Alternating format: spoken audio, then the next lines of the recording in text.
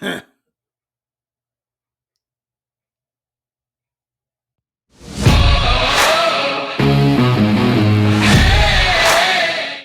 everyone. Welcome to Was It Good? My name is Bob. And with Easter coming up, I was looking forward to rewatching season 4 of The Chosen once it releases to streaming. Unfortunately, we found out that it's not going to be releasing before Easter time to streaming. In fact, we're not quite sure when it's going to release, but I think that presented a unique opportunity to go ahead and rewatch seasons 1 through 3 prior to Easter. And today we're going to be talking season 1.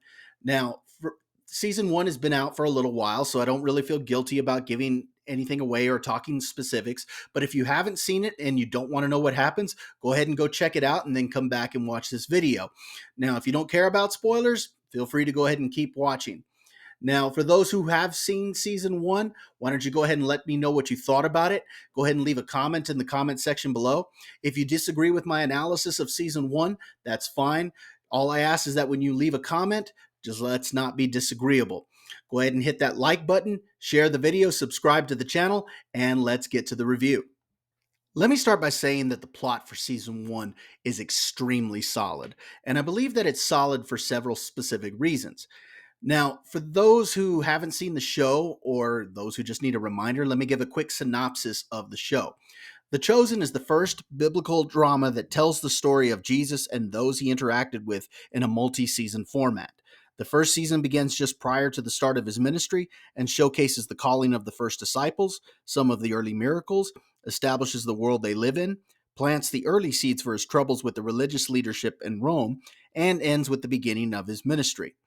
Now, one of the reasons that I think that the plot is so strong is that it sets a very specific tone right from the get-go. Historically, biblical dramas and faith-based films have always come out one of two ways. The first way is that they come out extremely cheesy.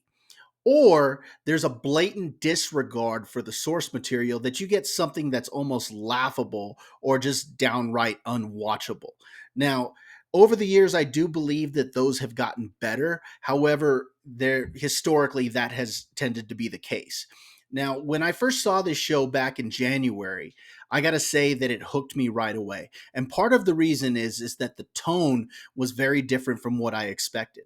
So when the show opens, it opens with this conversation between this little girl and her father, and they're reciting scripture. And then all of a sudden, there's this woman that wakes up, and you can infer that it is the little girl.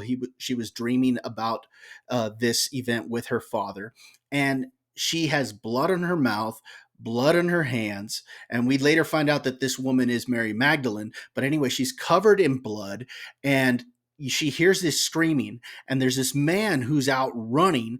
He ends up bumping into a Roman, and he just starts saying, "She's trying to kill me." So right off the bat, the show sets up a very intense scene. And then it goes into the opening credits with that little catchy tune. For those that have seen the show, you probably already hear it in your head, and you see the all the little fish swimming that are all one single color, and then you got one that's a different color from the others swimming in the opposite direction. And then all of a sudden, individually, several fish begin to change color and start swimming in that opposite direction as well. And just that opening sequence and the opening credits establishes a tone for the show that goes not only through the first season but carries throughout the rest of the series. So it's a very strong tone. The plot is also strengthened by the use of compelling backstories and good overall narrative choices. Now, several of the characters in scripture, we don't have a whole lot of information about their background, and that becomes a somewhat of an issue, especially during the first season when there are several characters that are introduced that we don't really know a whole lot about. And even those that we do, there are some gaps that kind of need to be filled in order to tell a compelling drama. Now, the creative team uses two different things to do this. They do use scripture and they do use plausibility. So, an example of what I'm talking about is with Simon Peter. Now, Simon Peter, we're told from scripture that he had a mother in law who was healed by Jesus. And from that scripture, we can infer that he was married. However, the scripture doesn't go into a whole lot of background about his marriage or how his wife might have felt when he was called to follow Jesus. Now, that's where plausibility comes in. The creative team behind The Chosen create a plausible storyline for how his wife might have felt felt, how he would have told her. And that's just an example. Another example would be the character of Matthew. We know that he was a tax collector, but it doesn't go into a whole lot of detail about what his day to day life was. But we do know historically how people felt about the tax collectors. And because of that, they're able to create a plausible storyline for what his day to day life might have been like and how his family might have viewed him. So, again, it's the combination of scripture as well as plausibility. Again, the story also makes use of good overall narrative choices. And several of those choices involve the interaction of characters that help lead to different events later in the story. So, an example of this would be Nicodemus and Mary Magdalene. Now, Mary Magdalene, we find out that she is possessed by demons, and Nicodemus is called to help her out. He realizes what the problem is, he tries an exorcism, and he fails miserably. Now, this leads to his inquisitive nature beginning to surface, and he's trying to understand what went wrong. He later comes to the conclusion that she was beyond all human aid, that only God Himself could have healed her. Well, he finds out she's been healed, and now he's wondering how this happened. And because of their interactions, it actually helps lead to Mary being the one to facilitate the meeting between Jesus and Nicodemus that happens in John chapter 3 that we see later in the first season. Another example of how characters interact are Matthew being the tax collector, and Simon Peter and Andrew owing taxes, and Matthew having to be the one to collect them. Or at the wedding at Cana in episode 5, where Jesus turned the water into wine, one of the ones working from the vineyard was Thomas, the disciple. The scripture doesn't really go into detail about how he was called to be a disciple, but this I thought was a very plausible interaction that came between the two of them. And I thought it was a good decision to have these characters interact. Another good narrative choice that the series makes, not just through this season, but the rest of the series, is that it looks at past biblical events and applies those events to the present day. An example would be from episode 9, where we see that Moses is crafting the bronze serpent, that gets held up and helps heal the people. And then that gets linked to the conversation that Jesus and Nicodemus are having, and this idea that the Son of Man has to be lifted up and those that look on him are redeemed. So I thought the use of past biblical events into present time, I thought was a good narrative choice. I think the plot is also strong because the creative team takes their time when it comes to developing the characters and telling the story. So, character development for this show is extremely important. And the fact that they have a multi season format, they're able to really develop the characters. A lot of other biblical dramas, I don't think really develop all the characters. Certain ones get touched on and others don't. Where in this case, we're able to see a lot more about several of the characters. For example, I can't recall a biblical drama where we saw a lot about Andrew, for example. This one actually touches on Andrew, or where we see James touched on. I've seen it where John's been touched on, but not so much about James, even though he's right there amongst the big three of Peter, James, and John, right there in Jesus' inner circle. So we get to see the development of several of these characters. And I think that's important because this show is extremely character driven. Don't get me wrong, the miracles and the events that happen, I think, are amazing to see and they wow you. However, it's those character moments between all of our different characters that really tug at the heartstrings and make the show what it is. Also, like I said, they take their time to develop the story, they take their time in storytelling. And so, because of that, we're able to see events and stuff that we normally wouldn't see otherwise. I think the fact that we're able to see the calling of all the disciples, as well as we're able to see the background of Mary Magdalene and see certain miracles that we wouldn't have seen otherwise. Now, it's not that we get to see them all, but we do get to see more this way because they have the multi-season format to be able to tell that story. So they really make use of their time, and I think that helps with the plot. And the final thing that think helps with the plot is that Events unfold very organically in this particular season. I don't think at any point was anything shoehorned in there to try to rush the plot along. I think everything happens very naturally. I think it was a natural starting point prior to the Jesus's ministry beginning, as well as where it ends with the season. It ends with the official start of his ministry. I think they were very logical starting and ending points. And again, I think it happened very organically, and all of that helped create a strong plot. The acting for season one is very good, and I think all the actors did a pretty good job. In fact, several of the actors, as the series goes on, goes from good performances this season to great performances as they become more comfortable with their characters and are given more things to do. Now, it would be just easy for me to turn around and say Jonathan Rumi is fantastic in this, but he is fantastic. So I want to go ahead and highlight three other performances I thought that were really good throughout the season. The first one is Elizabeth Tabish as Mary Magdalene, and I think she is great in this role.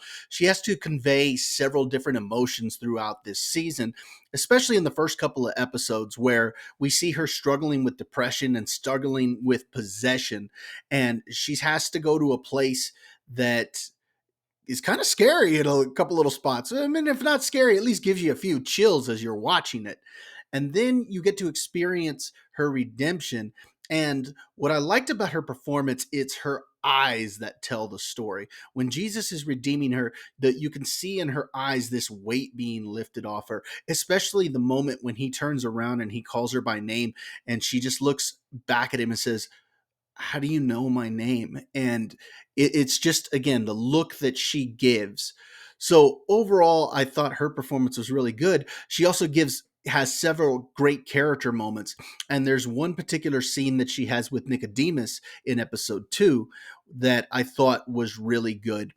She is approached by Nicodemus and he's trying to understand what happened to her. And when she turns around and tells him, he called me Mary and said that I am his. Again, it's her eyes that tell what she's feeling. And you can't help but feel a little joy as you see her performance. So great performance by Elizabeth Tabish. Eric Avari as Nicodemus, I think he does a great job throughout the season. And I think he had a tough job to do because Nicodemus is a character that has to portray several different things as well. He has a position of high authority in the Sanhedrin. He has his family obligations. The season it mentions that he has a new grandchild being born, and so he's got these different obligations, and yet he's very inquisitive. He wants to know what's going on, and I think he gets great character moments as well. Back to the scene that he has with Mary.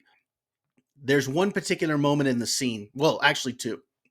One, the first one is where she says that it wasn't anything you did, it was someone else. And I just love his expression when he turns around, he's like, someone else? And it's just his expression. It's played very well. And then right at the end of the scene, when she says that she's going to go and do Shabbat dinner, and he's just amazed at what he's seeing. If you look at him, and I had to watch a couple of times, he has a single tear coming down, and I just thought that was really well done. Also, the scene where he has his conversation with Jesus on the rooftop, just his expressions, his reactions to the amazement of what he's hearing, as well as he's just in awe and wonder of who Jesus is, and the fact that he falls down on his knees in front of him. And then when he's embraced by Jesus, just this overwhelming feeling that he gets. And it's just well played. And it means even more when at the end of the season, when he decides not to follow Jesus, and you can see his heart breaking as he's making this decision, probably because he knows he's making the wrong decision, but he's making it anyway. Extremely well played. But I have to say, the one who stole the show was Paris Patel as Matthew. He is fantastic in this season.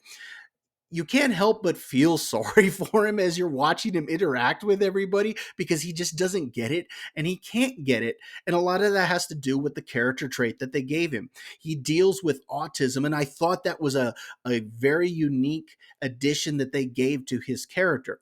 He's also very observant and very detailed, so Rome likes having him around, and he takes that detailedness and observantness and he apply and that's used for the character all throughout the season.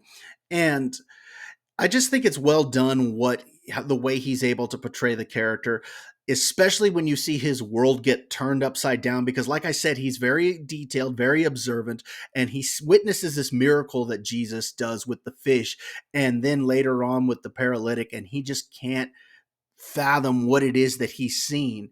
He even has a scene where he goes to ask his mom uh, to try to help him understand what it is that he's witnessing.